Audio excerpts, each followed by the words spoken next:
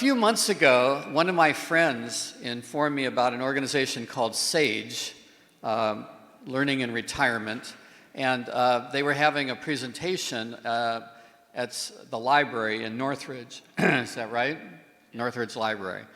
And so I went up there and heard our current speaker give an amazing presentation called Two Isaacs and an Israel, the history of the San Fernando Valley. And I knew we had to get him here to give the presentation because it was so enlightening, so informative, and so fun and interesting. So that's who we have today. SAGE is a organization in the North Valley that is with retirees. They were originally modeled, I believe, on the Plato program, right, that UCLA had, and that our Oracle program that we used to have here, where they have small groups that did a lot of research and individuals studied various topics, did a lot of research, and developed presentations like the one we're going to see today, right? And they have been around, I don't remember how many years. How many? 1970? 1987 till now. So, and they have a whole library now of presentations, and they've created a speakers bureau. And so we are going to benefit by having the first SAGE speaker here as representing their speakers bureau, and we may have others in the future. So I want to tell you a little bit about Jerry Rishe. Jerry earned his BA degree in political science at CSUN. He got his law degree, JD, from Whittier Law School. He worked as in-house counsel for First Charter Financial Corporation, the J.G. Boswell Company, the St. John's Hospital and Health Center in Santa Monica. And for the last 16 years of his legal career, he was in the public sector. He was a trial attorney with the Immigration and Naturalization Service, later Homeland Security, and was honored by being named Employee of the Year in an agency of over 16,000 employees all over the world and country. He's now enjoying retirement and is a docent at the Autry Museum and participating in SAGE, not only in their program, but as one of their Speakers Bureau speakers. And Jerry, we welcome you to Hazak, and we look forward to your presentation. Thank you very much, Joel. Absolutely wonderful. Thank you, Joel. That was a very warm and welcoming, very welcoming introduction. Let me just get my note up.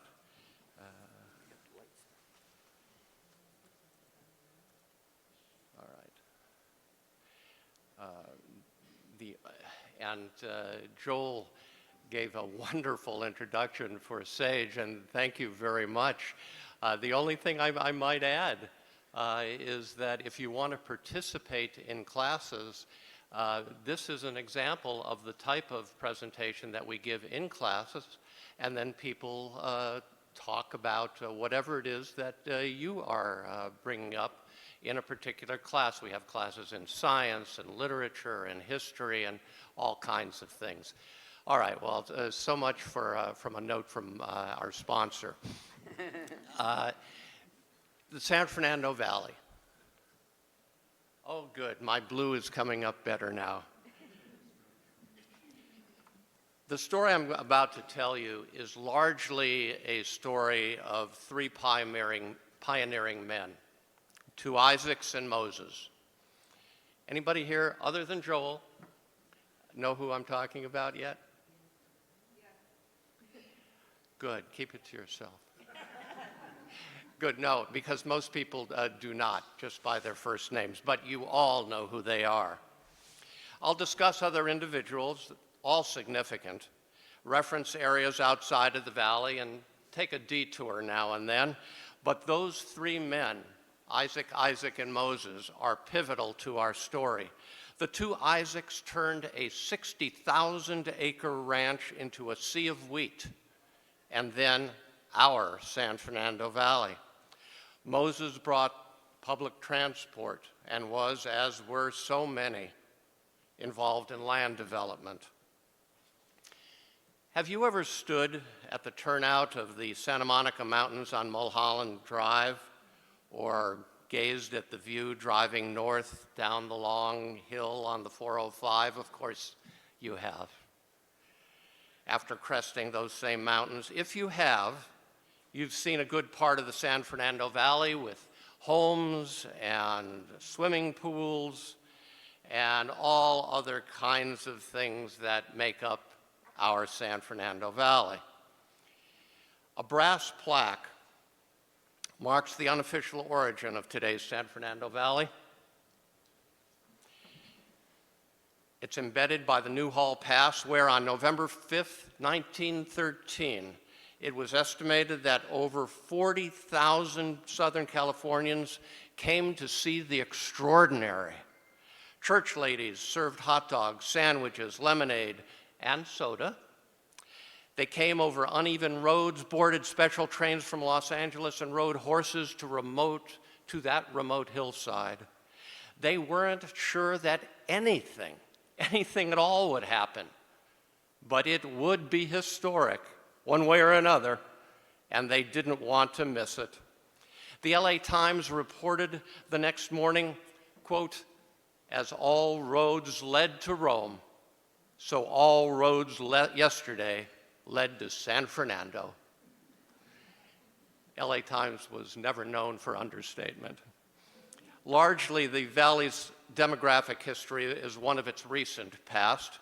Our populace multiplied more than 6 times between 1940 and 1970. More than 3/4 of the valley's residents now live in nearly 30 LA communities. The rest in 5 cities: Glendale, Burbank, San Fernando, Hidden Hills, and Calabasas. Afterward, but long before the San Fernando Valley became suburban, before water surged down the Mulholland Spillway, before the land was subdivided, and before groves of citrus, before a sea of wheat and sheep and cattle, 2 Hazaks owned its entire southern half. But before they transformed our valley, they met in another one, north of San Francisco. Isaac Lankershim was seemingly born in 3 different years and 3 different places. How did he do that? Well, apparently he was born in Scheinfeld, Bavaria in 1818, according to his monument in the Evergreen Cemetery in Los Angeles. In Nuremberg, Bavaria in 1819, according to a standard biography. And in Albert-Kunstadt, Bavaria in 1820, according to journalist and a very close friend of his, Isidor Choinsky. Lankershim arrived in Napa Valley in 1854 on horseback and made a small fortune shipping grain and livestock down the Mississippi River. Our second Isaac, Isaac Newton, anybody know his last name? Van Nuys, was born in 1836 to Dutch farmers in New York and grew up on his father's 500-acre farm. He worked there until he was 30 years old, when his asthma forced him to find a sunnier climate. Van Nuys was a born farmer. He rejected San Francisco, for obvious reasons. I'm biased. And scouted nearby Napa Valley, where he opened the town's first general store and later met Lankershim. They became friends, bonding over a love of the lucrative California farming, and Lankershim expanded his agricultural business in 1868 by buying a large ranch near Fresno, and in 1869, another in San Diego County. Needing a manager for his farms in Northern California, while traveling the state, he moved to Los Angeles in the 1860s, and he hired Van Nuys to run his Northern California interests. The valley was very sparsely settled then. There was the former Mission San Fernando, where Andres Pico, the Mexican commander who surrendered to the Americans at Campo de Coenga in 1848 lived. His legendary hospitality, by the way, that I'm talking about Andres Pico, was legendary.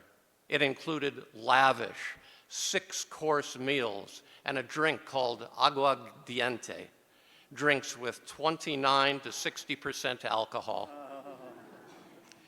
At Lopez Station in today's city of San Fernando, Wells Fargo delivered mail and passengers. As late as 1862, massive cattle herds. Did you know that? I didn't until I started to research this. Massive cattle herds, meat for gold miners in Northern California, grazed the valley. But a 3-year drought crippled the industry. Sheep filled the void. Wool prices rose, and for Lancashire, another chance to profit, and he did. The man was a born businessman. Pio Pico, Andres is his brother, owned the southern half of the valley, the whole southern half, and was building an 80-room hotel in Los Angeles, the city's first, with 3 stories, and if you can imagine, gas lighting and an indoor toilet on every floor. That's what he was doing. To raise funds, he entered negotiations to sell land to Lancashire, Levi Strauss, and others, who formed what was called the San Fernando Farm Homestead Association. In 1869, only 3 months before the Transcontinental Railroad was completed, the group bought 60,000 acres from Pico, basically the southern half of the valley,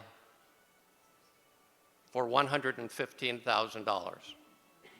Essentially, what they bought was today's Woodland Hills, Tarzana, Encino, Sherman Oaks, Van Nuys, and North Hollywood. With the cash he raised, Pico built the Pico House. And if you've traveled downtown, you'll know that it still stands today. Prospects were high, but one part was missing from the valley: people. In 1870, Los Angeles had 5,728 residents. Wow. The railroad was the key, and a leading advocate was this man, Isaiah Hellman, who came to Los Angeles in 1859 with very little, but he would later create Farmers and Merchants Bank, lead Wells Fargo, invest with Henry Huntington to build trolley lines, lend Edward Doheny money that helped him find California oil, helped Harrison Gray Otis buy the Los Angeles Times, led building LA's first synagogue, Wilshire Boulevard, temple, of course, and was one of 3 men, Jewish or not that he was, to donate land to launch USC, which was at the time run by a Protestant organization, church. Hellman and other leaders knew Southern Pacific didn't have the funds to build into Los Angeles and knew that it would try to bypass the city. Can you imagine bypassing Los Angeles? It was no secret. Leland Stanford, Southern Pacific president, needed an incentive. Okay, it was a bribe. So they offered the railroad $600,000, a lot of money, to build to Los Angeles. They were thinking of moving east from Bakersfield, raising money by convincing the county to issue bonds for about half that amount and deed to Southern Pacific the county and city stock in the LA and San Pedro Railroad. The measure passed with almost 75% of the vote. Try to get 75% of the vote on anything. In the meantime, Lancashire moved to his vast new ranch to oversee operations. He now owned a flock of sheep, and he was successful. Well, at least at first. Ample rain ensured plenty of wild grass for feed. The San Fernando Farm Homestead Association renamed itself the San Fernando Sheep Company And by 1873, try to picture this, 40,000 sheep grazed in the San Fernando Valley. And then drought returned. In 2 years, sheep raising was ruined. One settler claimed he could have walked across the valley on the bones of sheep and cattle. Van Nuys moved south in 1871, and the company diversified, fenced part of the pasture, and planted wheat and barley that could earn far more than livestock. But so many had vainly tried wheat in the area, old-timers predicted justifiably failure. Van Nuys' gamble almost did fail due to the same drought that killed so many sheep in 1874 and 1875. But rain returned, and his wheat harvest was one of the largest in the country, filling 2 cargo ships for the global grain market in Liverpool. Lancashire and Van Nuys soon carved their vast holdings into 6 ranches dedicated to wheat farming, each with a tiny ranch house. Van Nuys supervised every one of them. Every month, he drove a buckboard over Cahuenga Pass from his home in Los Angeles, and he spent a week consulting with each of his foremen. By 1878, Lancashire and Van Nuys opened the LA Farming and Milling Company near today's Federal Building downtown, owned the San Fernando Valley Ranch Company, formed the 12,000-acre Lancashire Ranch Land and Water Company, and plotted a town around the old San Fernando Road. James Lancashire, Isaac's son, renamed it, you may have heard of this, Lancashire Boulevard, after his father. The town was first called, any idea what that town was first called? It's called Toluca. And then it was renamed Lancashire. And it was eventually annexed by Los Angeles in 1915, and borrowing the glamour from the town over the hill, it was renamed what in 1927? North Hollywood. The wheat market stayed strong through the early 1880s, and then supply exceeded demand. Prices fell when the Santa Fe Railroad reached Los Angeles in 1885. Fare wars between it and Southern Pacific brought more settlers to Southern California. Ranching, wheat, and milling had made Lancashire and Van Nuys 2 of Southern California's wealthiest businessmen. They had built an empire, and they were not done.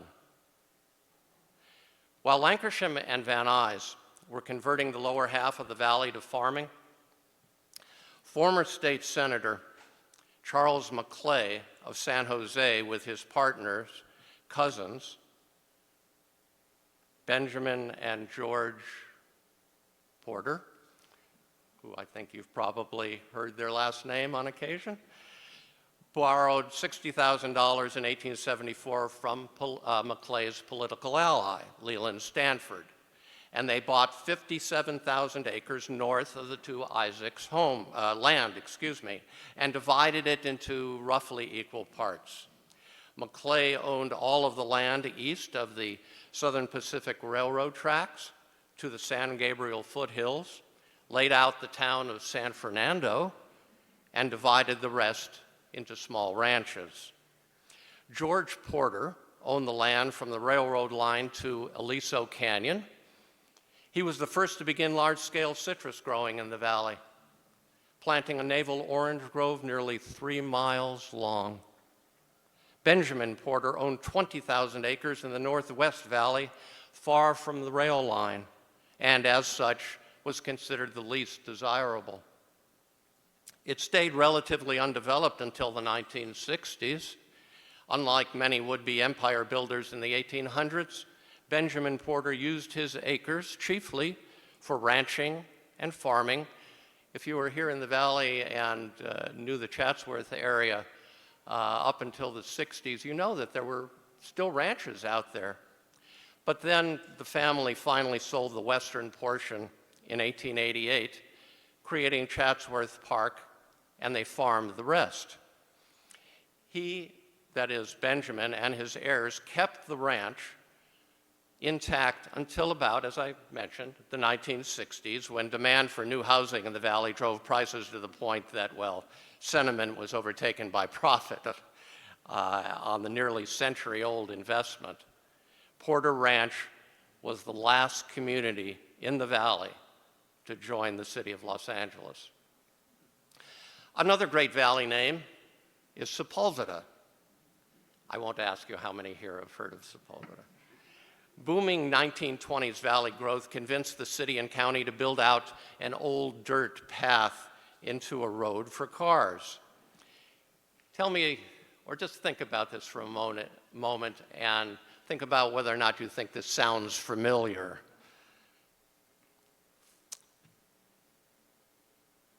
Excessive traffic in Cahuenga Pass and on San Fernando Road, the two main routes between the valley and the basin, were both too remote for residents in Van Nuys and Owens Mouth, which was renamed, by the way, Canoga Park in 1931. Sepulveda Boulevard, a 50-mile-long route to Long Beach, gave the valley a direct link to San Pedro's harbor. Sepulveda Boulevard was very important to the growth of the valley. Construction lasted until 1930 with the opening of this tunnel, 650 feet long. Whoops, I'm not there yet. There it is. Anyone recognize that tunnel? Not dirt road though, but you recognize the tunnel. It's at the summit, of course, of Mulholland Drive, an event celebrated with a grand fiesta. But Sepulveda Canyon Road was deficient right from the beginning. Just 5 years later, the state spent $275,000 to pave that road. And in the early 60s, of course, a channel was cut through the canyon for the San Diego Freeway. But back in 1880, the two Hazaks became more than business partners. They became family when Van Nuys married the boss's daughter, Susanna. By that year, both Hazaks had moved from the valley to Los Angeles, then a settlement of little more than 11,000 people. When Lankershim married in 1842, he adopted his wife's Baptist faith. He was Jewish, and for a long time was a deacon at the San Francisco church and gave generously to Baptist causes. But Lankershim also kept close ties with family and the Jewish community here in Los Angeles. They called his conversion an idiosyncrasy. Before he died, his friend, I've mentioned him to you before, Isidore Choinsky, called Lankershim the richest ex-Jew in Los Angeles. Lankershim's death in 1882 from stomach cancer raised doubts about Isaac's business. For a time, their land remained whole due to Isaac and Susanna's marriage, but a real estate boom made the ranch much too costly for farming. And in 1888, James Boone Lankershim, Isaac Lankersham's son, bought the eastern 12,000 acres and carved it into 10 80-acre farms. By the end of the 19th century, the valley was still lightly populated and described as, I love this quote, nothing but cactus, brush, rattlesnakes, and coyotes. In 1909, Bud Wright sold his 11,000-acre Hawk Ranch. Oh, there's James Boone. There's the Hawk Ranch. For a planned 40-acre town by a water well to be named Zelza, which means a biblical desert oasis. When annexed to Los Angeles in 1915, it added more water and was renamed North Los Angeles in 1929. And in 1938, the name was changed to, anybody? Northridge Village, and then shortened later to Northridge. A man with the last name of Sherman cut through Cahuenga Pass, opened the first major corridor between Los Angeles and Van Nuys, and built what was at first called the $500,000 Boulevard, calling it Sherman Way. By 1912, streetcars took 45 minutes to run from Van Nuys to downtown. Pacific Electric's tracks still remained in the 1940s. Van Nuys' health was failing when he, his family, and investors sold the 47,000-plus acre ranch in 1909 to LA Suburban Homes Company for $2.5 million, the largest land deal ever recorded in the county. One lawyer, handled it all. This man. Perhaps you've heard of O'Melveny. LA Suburban included some of the city's most powerful figures, the Times' Harrison Gray Otis and Harry Chandler, and Hobart Whitley, the man who helped create Hollywood. The Times announced the agreement on September 24, 1909. The purchase included almost everything in the valley west of the town of Lancashire, north of the crest of the Santa Monica Mountains, east of most of Calabasas, and south of an old plowed furrow, sometimes called the Great Furrow. Anyone know what the Great Furrow is? It cuts the valley pretty much exactly in two. It's known today as Roscoe Boulevard. The deal covered wheat fields, barns, and ranch buildings, 15 miles long and 6.5 miles wide. The Times revealed plans for new towns, highways, and inclusion of the valley into the city of Los Angeles. The buyers acknowledged two incentives. One, afford an opportunity for homemakers to secure desirable land close to Los Angeles at a reasonable price. And their second reason, they were very honest about it, they said, we want to make money. Suburban Homes sold shares and ran the company's board of control. Every partner put up $100,000 to raise more. They took in leading members of the LA financial community who invested $25,000 each as what were called participators, who could select a small parcel. Partners kept the prime parcels for themselves. Suburban Homes waited a year before taking possession, and then ads in the Times declared the sale of the century. Anything linked to farming and ranching was auctioned. 2,000 horses and mules, wagons, Concord buggies, plows, harvesters, and 4 complete blacksmith shops. The curious and more than 2,000 buyers came in special trains. Steers were slaughtered for a free barbecue. The Times stated it was a scene to stagger the imagination. Large-scale ranching was now over in the San Fernando Valley.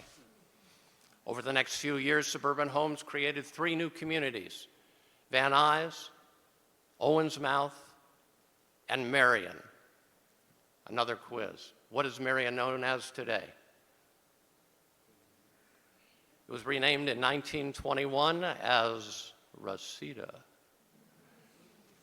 Van Nuys died in 1912. In 1927, Sherman's Ranch became Sherman Oaks, one of the valley's first areas to undergo serious real estate development. Why would so many invest so much in relatively arid land? That was the question. Why would they do that? In his book, The San Fernando Valley, America's Suburb, Kevin Roderick gives us a sense of the event that on, and I gave you this date before, November 5th, 1913, one of the seminal dates in San Fernando Valley history. That date would completely change Los Angeles and the San Fernando Valley forever. I'm going to quote from his book. Everyone there knew drought. They had seen the LA River vanish into dust in dry summers, and many left their taps open at night with buckets to catch drops. Now they gathered to witness the promised arrival of an abundant new water supply from the distant and fabled Sierra Nevada, a river diverted 233 miles across the Mojave Desert. The notion was fabulous, but if reality came even close to the hype, the arid valley would suddenly be good for growing much more than wheat. To listen to the scheme's promoters, the prospects were boundless. There were fortunes to be made, towns to build, a new population to lure, and maybe, just maybe, 1 million people, 2 million, might inhabit this empty land of cactus and rattlesnakes. A motorcade 40 cars long swung onto Broadway in downtown Los Angeles, escorting the hero of the moment. You all know who he is. William Mulholland was the city's chief water engineer and inventor of the aqueduct. Cheers and horns saluted Mulholland on the 2-hour trip over the newly paved San Fernando Road. The Times, chief shill for the aqueduct, heralded the culmination of a project daringly conceived, boldly executed, and successfully completed. The payoff? The assurance of metropolitan grandeur and prosperity as but a few cities of the world can hope to attain. So said the LA Times. But I'll continue with Roderick's comments. Mulholland's aqueduct was the longest working waterway delivery system in the world. It was so simple and ingenious, it would remain an engineering triumph, a river of cool mountain snowmelt collected in the distant Owens Valley, diverted over the desert by a system of open culverts, steel pipes, inverted siphons, and tunnels bored through hard granite. Not bad for a self-taught, Belfast-born runaway who walked across the Isthmus of Panama to reach California and began as a sonjero, a ditch tender along the LA River. It's the end of the portion from Roderick's book. Skeptics called the project $23 million of lunacy and a get-rich-quick ploy by land speculators. Some said the water would carry typhoid. Construction took 5 years. Soprano Ellen Beach Yaw, an opera singer known as the California Nightingale, sang her composition, Hail the Water. Now, you don't have to worry, I'm not going to sing, but I think the words are so lovely, I just want to share them with you. Lift your voice in gratitude. A river now is here, whose glorious waters flowing free, a paradise will rear. Here, within this land of love, may peace forever reign, for God has brought us waters pure, that Eden we regain. Well, I don't know if we're in Eden, but it's a nice place. We all live here. VIPs spoke, including former California Governor George Pardee. He said the aqueduct ranked higher than the bloody accomplishments of the Caesars. And next was Mulholland. There's Ellen and George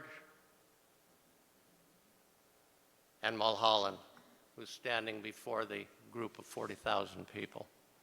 He said, "This is a great event fraught with the greatest importance to the future prosperity of this city. You have given me the opportunity to create a great public enterprise, and I am here to render my report to you. The aqueduct is completed, and it is good. No one knows better than I how much we needed the water. We have fertile lands and the climate. Only water was needed to make this region an extremely rich and productive empire. And now we have it. Mulholland then unfurled a large American flag, the signal to open the aqueduct gates. Cannons boomed, and for 2 or 3 minutes, nothing happened. Nothing. And then the water started to flow down the curved cascade. You've all seen it. Built of steps to slow the flow, and Mulholland turned to Los Angeles Mayor Henry Rose and gave us his most quoted remark. I suspect some of you have heard this too. There it is. Take it.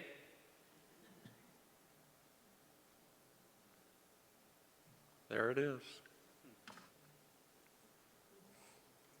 LA was growing, clearly, and a man who would have an enormous impact on the region had already arrived in 1890.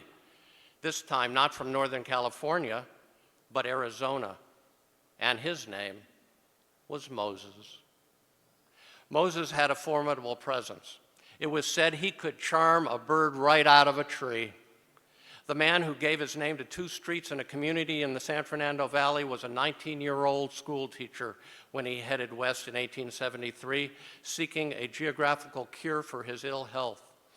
Moses Sherman was born in Vermont in 1853 and became ill in 1874, probably with tuberculosis. A standard treatment then was moving to a warmer climate, so he moved to Prescott, a frontier town of 2,000 people in the Arizona Territory, to teach in 1875, and in just over a year, he convinced Prescott voters to support a bond issue to replace the one-room schoolhouse with the Prescott Free Academy, a 2-story brick building including space, this man was not stupid, for the territorial government. After he was appointed superintendent of instruction by Territorial Governor John C. Fremont, he organized the state school system. In 1883, he was chosen Arizona Adjutant General of the state militia with the honorary title of general, an identity Sherman used for the rest of his life.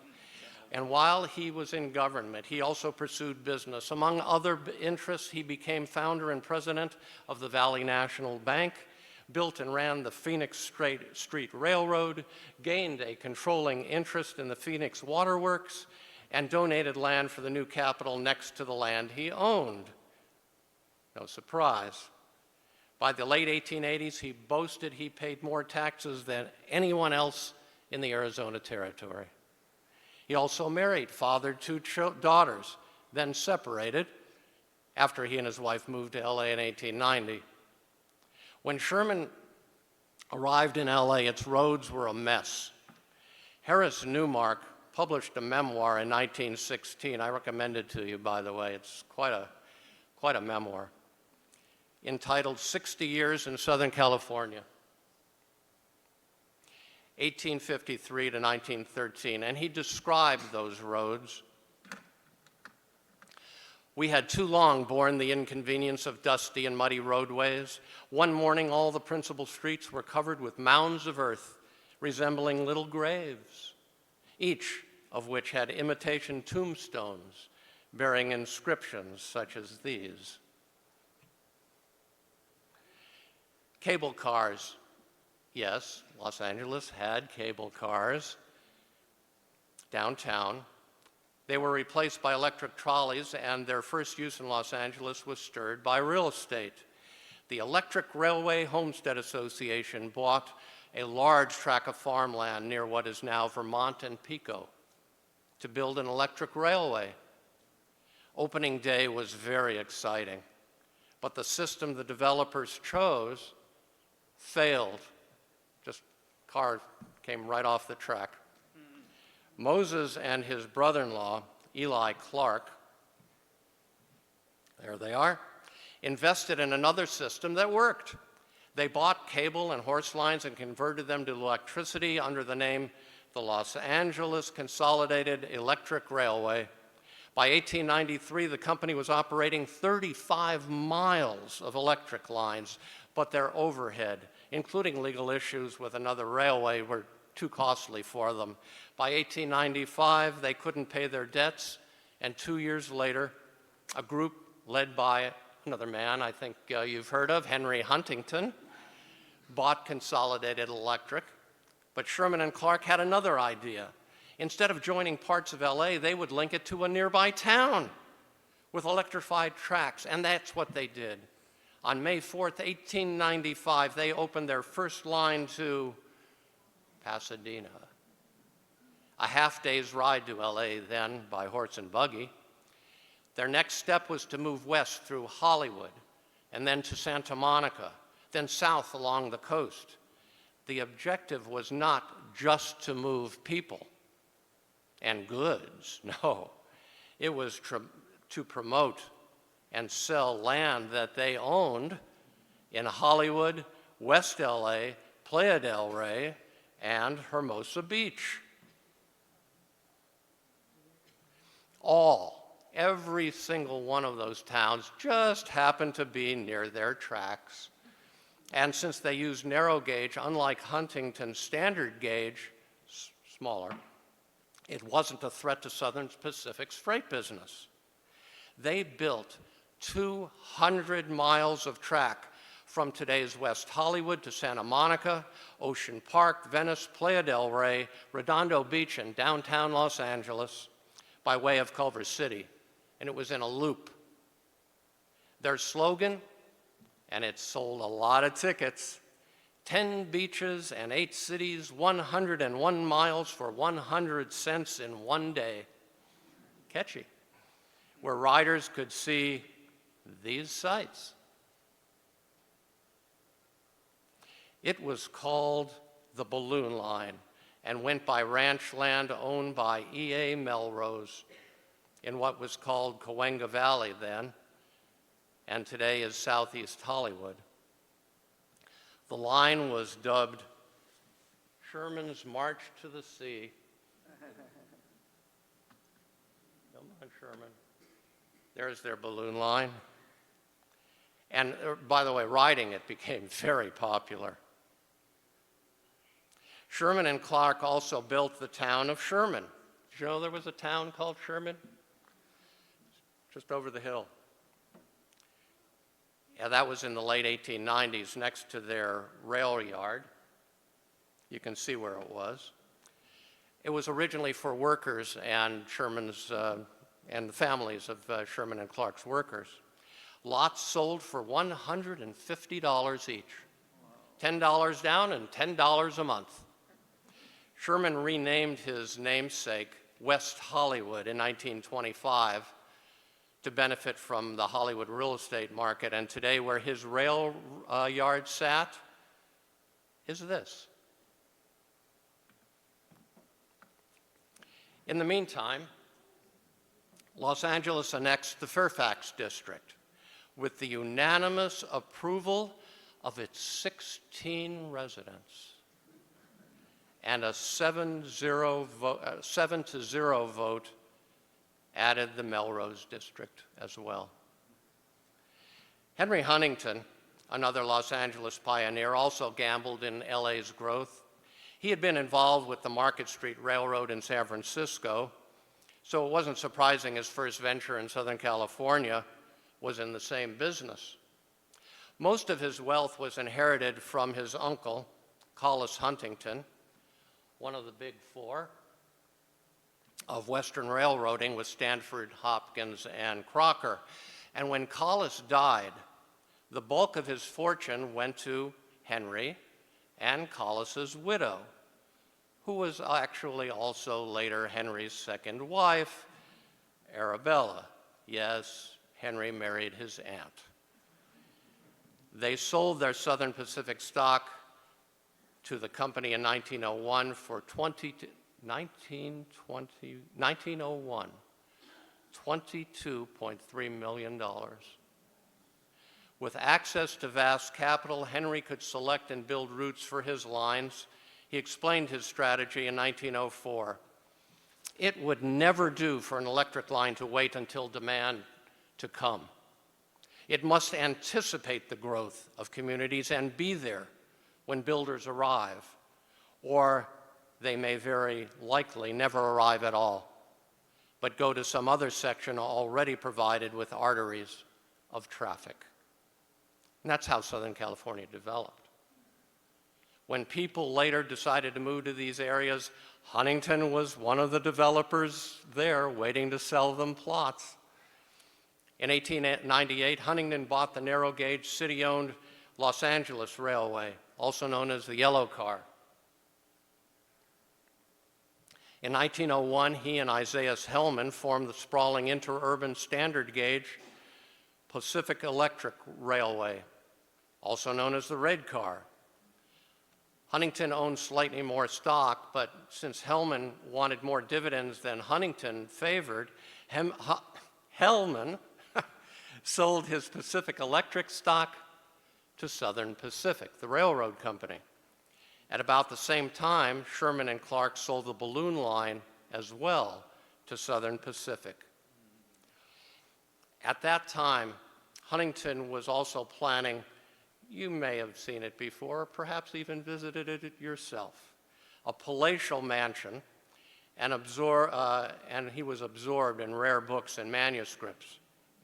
There was no reason for him to add to his immense wealth by fighting to maintain control in a business that frankly he wasn't enjoying very much anymore.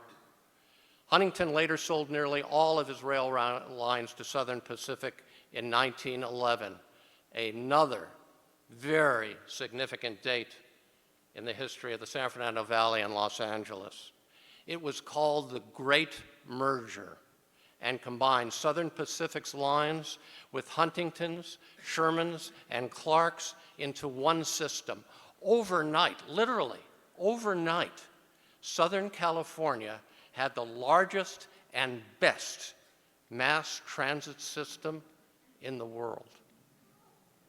This would be the Pacific Electric of legend, serving 4 counties, climbing 2 mountain ranges, running along 60 miles of coastline, and joining more than 50 communities with over 1,000 miles of rail lines.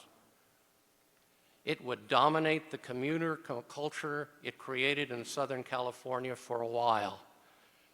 But the rise and fall of Pacific Electric, if you want to hear that story, I have another presentation. That's another story for another time. After selling to Southern Pacific, Sherman focused on land development and served on the Board of Water Commissioners, now known as the DWP, but resigned when he was found to be part owner of the building where the board rented space.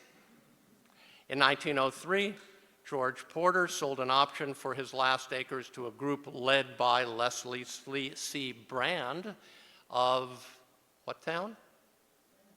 Glendale, to subdivide the valley's north end into small ranches and join them to Los Angeles with a trolley line. Come on. There we go. There's Leslie. In 1904, the group incorporated as the San Fernando Mission Land Company, and one day,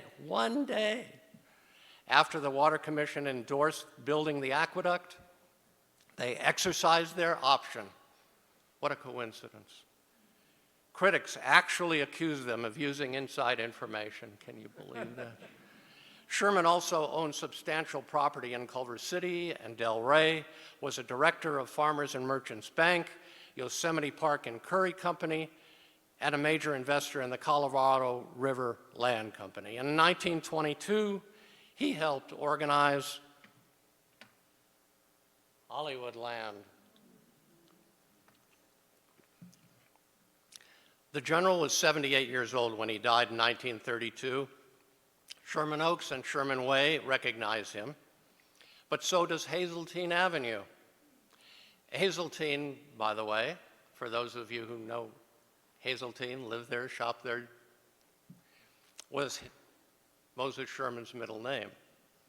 And it was also his daughter's first name. For all their fiscal setbacks, and they had a number of them, they made fortunes, they lost fortunes, and they made fortunes back. They died wealthy men and are buried next to each other at Forest Lawn in Glendale. Moses Sherman's Times obituary praised him for his philanthropy. Citing immense sums in personal aid he routinely gave to a long list of worthy unfortunates. But his greatest impact was an amazing ability to attract money. One author claimed investors at times ran in fear if they saw him coming, afraid they couldn't resist his powers of persuasion. The valley would be built, and we would come. Bob Hope, who lived in Toluca Lake for 60 years,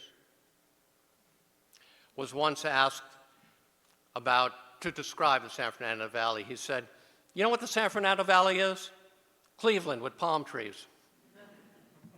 But consider another view by an LA Times columnist who said, "Thousands of us, thousands, commute to earn our living and then hurry back to the valley to enjoy the sort of living we think makes the trip worthwhile." That remark was echoed in 1944 by Bing Crosby in a song that reached #1 on the Billboard chart as GIs heard the sound of home, the promise of peacetime, and a call to build their post-war lives in a new Eden out west.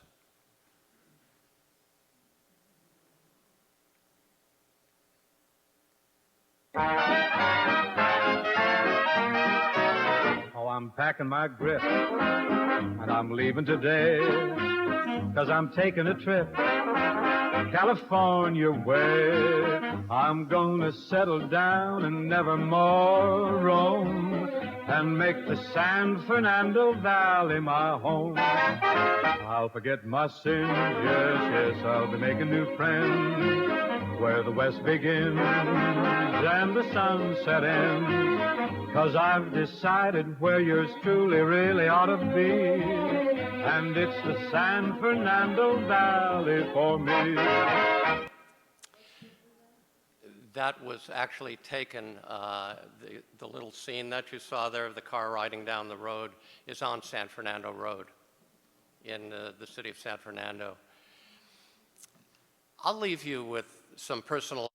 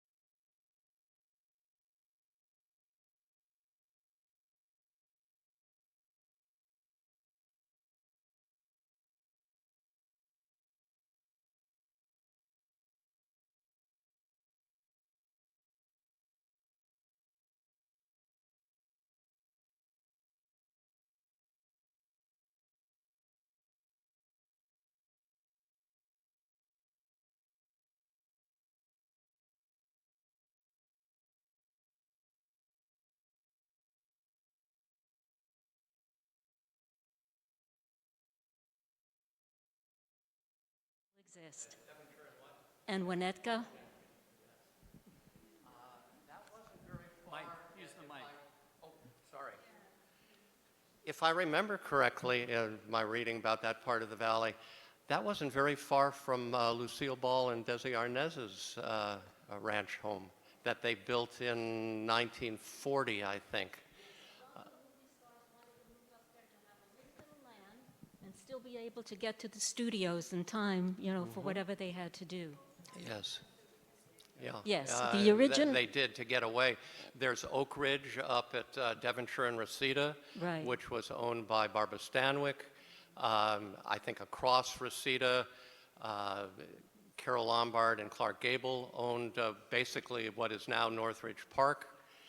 As you said, you're Yes, absolutely I bought right. my house from James Berlin, who at that time was Marcus Welby, I think. And he also said, oh, civilization is moving in, and I have to leave. So that's how we were able to buy the house. Thank you for that. That's a wonderful memory. Just our mother in the 30s, I guess early before the Long Beach earthquake, took the red car to work from Beverly Fairfax to Long Beach to be a legal secretary. Yes. In 1965, I was looking for a teaching job and was hired at Dearborn Elementary at Nordoff and Balboa, basically, because they were opening schools rapidly. They could not accommodate the children in all these new suburban homes.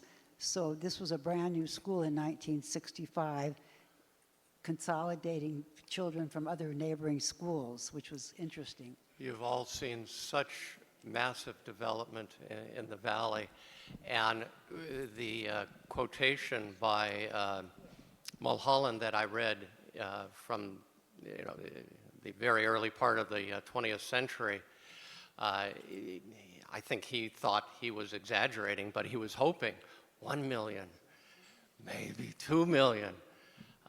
We've all seen such development in the San Fernando Valley and the change. Please go ahead. I have a different story. My grandfather used to upholster horseless carriages in San Francisco, and then the family moved to LA, and they looked at land, so I'm told, way out on Cahuenga, and my grandparents said, never buy here, we're so far from downtown. And the rest could have been history, but here we are. Yes. Oh, indeed. So many of the places in the valley were just too far from arteries going into Los Angeles, and it didn't look like it would ever reach those places, but of course, eventually did. Yes, please. Your presentation is a gift. And thank I you. wondered, are you being recorded? We didn't record, well, oh, it is recorded? Okay. What I'd like to request know. is, what I would like to suggest is that the powers that be break up your speech into perhaps half-hour segments along with the videos, if that's possible. Because honestly, I think every student who lives in this area needs to know that history. It's such a wonderful lesson in the give and take that happens when you start with nothing and end up with what we have now. So thank you very, very much. I thoroughly enjoyed it. Thank you.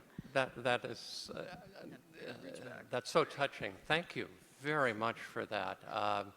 I'm not sure how to do that, but if someone with LAUSD knows how, I would be just honored.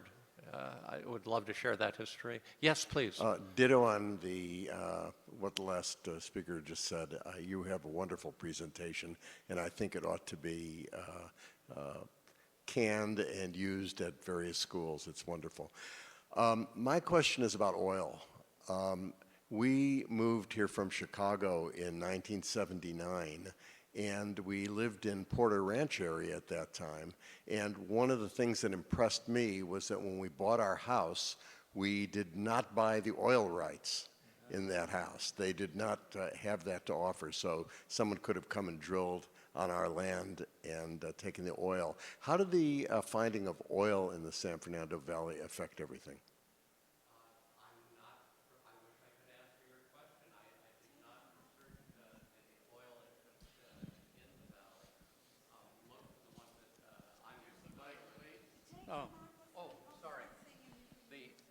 question was about, oh, okay.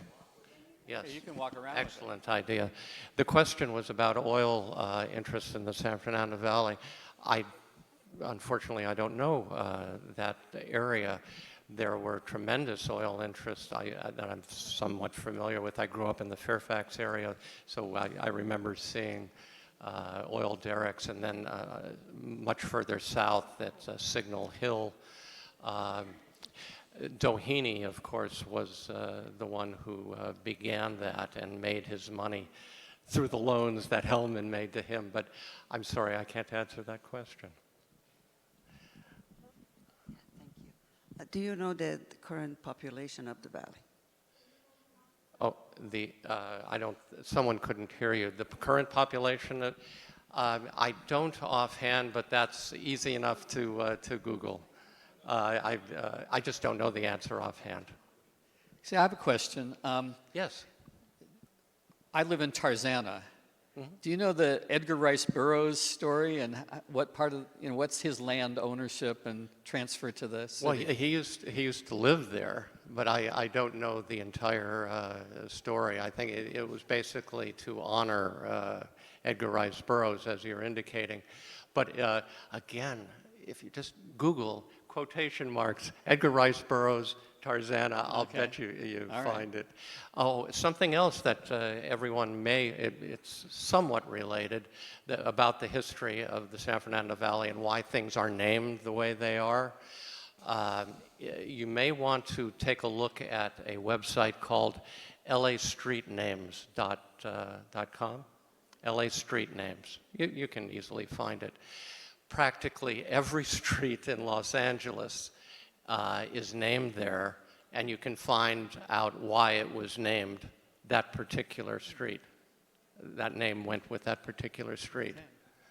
First of all, I want to say thank you. That was fascinating. I loved it. I came here in 1997, so a lot of this is really news to me.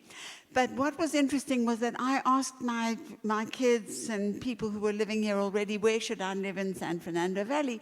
And I was stunned to find out that when they changed Van Nuys to Sherman Oaks on a certain street, the people on Van Nuys lost value in their homes. Sherman Oaks became very expensive. The same thing happened with Calabasas and Woodland Hills.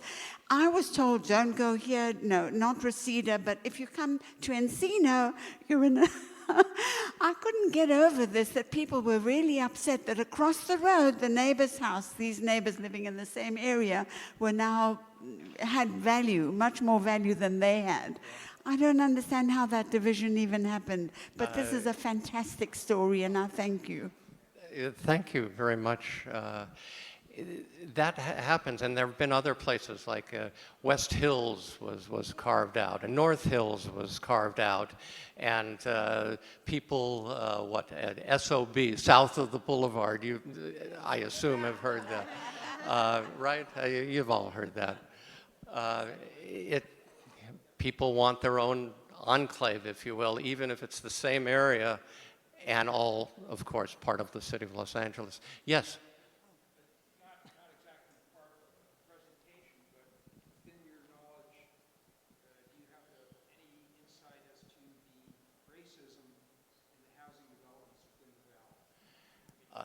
Yes, the question has to do with racism and discrimination dealing with housing in the valley, and to the extent that it does go over the hill as well.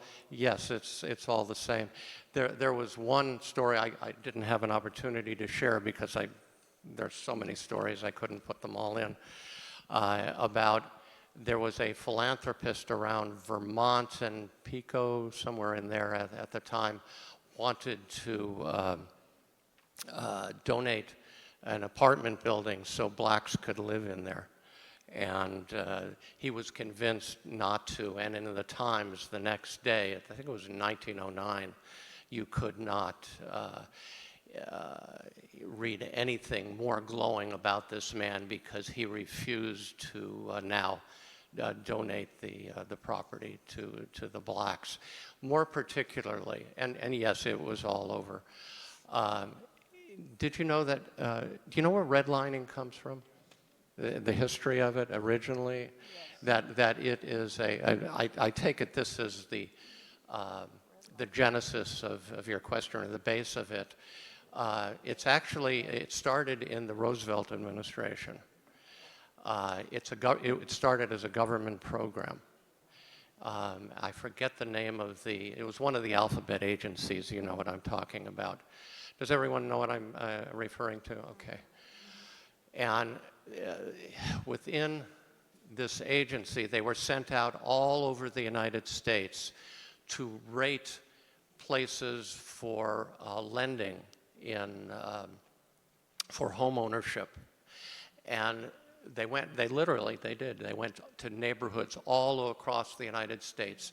And there were something like 5 colors that these people from the government agency drew on a map. There was black and green and yellow and red. And Beverly Hills, by the way, was rated green because that was a very good place to lend money, and the government knew it was going to get money back from them, whoever was going to borrow. Boyle Heights was outlined in red, as were a number of other places, but it was outlined in red for a very particular reason, because it was considered, and it was labeled this, it was labeled the most diversified neighborhood in the country, Boyle Heights. There were people, if you're familiar with Boyle Heights, there wasn't just Jews there. There were Hispanics and Russians, and I mean, you name the group, it was in Boyle Heights. That was outlined and colored in red. And that's where redlining began, and that was in the 30s. Oh. I'm sorry, there was a quick follow-up, and then go ahead. I was going to say something. The significance of it was that people could not get loans in Boyle Heights, and then other like areas of the rest of the country, banks took up on that, and the rest was history. Yes? Thank you for your presentation. I just was wondering about the aqueduct. Has that changed in any way or been remodeled, or did you say it's the original as was built in those days? Well, it's been maintained and restored in some places, but it's basically the same aqueduct. It's a phenomenal piece of engineering. Yeah, thank you. Yes, please. Let me get, wait. Do you know the story of how William Mulholland's reputation was undermined by the collapse of the St. Francis Dam? Could you tell that story? It's really too long to go into right now, but yes, he designed this Francisquito Dam, and it started to leak, and it flooded the area up in Ojai, and it was a number of people died and flooded the entire area. Yeah, I did not remember the total, 400 people, yeah, and farms were inundated. It was a deluge to, his reputation suffered greatly, yes. So Jerry, you mentioned that at one time LA had the best mass transit system in the world. They did. What happened to that? Oh, yeah, you're going to have to invite me back. It's a long story. Give me the 2-minute version. All right, I'll see if I can do that. The question had to do, did you all hear it had to do about the mass transit system? I was talking about the red car, of course.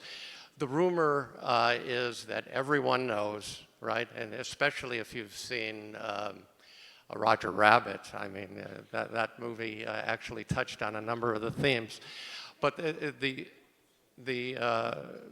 story that everybody knows has to do with Firestone Tire Company and General Motors, and they bought up all of the red car line tracks, and then they shut it down because they wanted to sell cars and trucks and tires.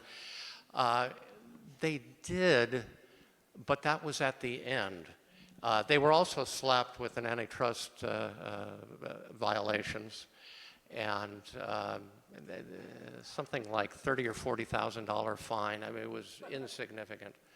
The true story, and although that is part of the story, the true story goes back originally to when the red car lines were first getting their contracts with the city to be able to run their lines. It has to do with, I want to make this as short as I can, it has to do with the original contracts and the requirement that the red car line had to maintain the roads that were on the side of them. Well, at the time, there weren't a lot of automobiles, but that went on and on and on through the decades, and as there were more and more cars, what happened was that the red car system was subsidizing the very type of vehicle that was undermining their existence. That's one issue. There was one other issue, and that is that Southern Pacific and the other investors over the years of the red car line, they simply did not buy new rolling stock. They kept maintaining the old rolling stock, and it was going to hell. That's a very short, there's much more to it, but I'd be happy to come back and give you the whole story if you want. Please tell us about SAGE. Oh. Tell us the structure of SAGE. Joel? Ted has a comment. Just one moment. And then we want to invite Sharon back up. Sure. I was wondering, you were talking about the aqueduct. Yes. I understand that the water came from the Owens Valley originally, but that's no longer the case, so where is it coming from? Well, for the the San Fernando Valley and the city of Los Angeles generally gets water from a number of different sources. One certainly is the aqueduct. Okay, but the aqueduct itself, where's the water coming from? Well, it's Sierra snow melt. My understanding was that certainly the majority of it is still the Owens Valley, but they're trying to take water from the wild rivers, but they haven't done this yet. From the wild rivers, bring it around by the periphery of the delta. That's one way. We also get a lot of water from the Colorado River, but I'm not sure I'm answering your question. Yes. Just one thing I wanted to share with you. If you drive along the 118, if you ever wondered why the Winnetka Avenue exit is blocked, you can't get off there. There are the big concrete blocks on it. Are you aware of that? Yes. There was an exit. Yeah. Okay. Well, living there, traffic was coming through the ranches. People were dropping off ducks and little animals because they would buy them for their kids at Easter, and then they would drive up into the hills and just dump them. And it was getting to a point where we in the community decided we had to block it off. So we went to court, and we had Winnetka and 118 blocked. So you couldn't come through. And then we built our own, gateway from Winnetka and Devonshire, so you couldn't come in that way either. Do you know Ed Feldman? He was involved in that as well, a friend of mine. At any rate, it doesn't matter. I did have the question. So join me. First of all, if you want more information about SAGE, Laura is here, Braverman, right? And she has a little display out in the hallway if you want to get the little brochures and stuff, and you can get more information. It's also online. You can look it up. And Jerry, thank you very, very much. You're very welcome.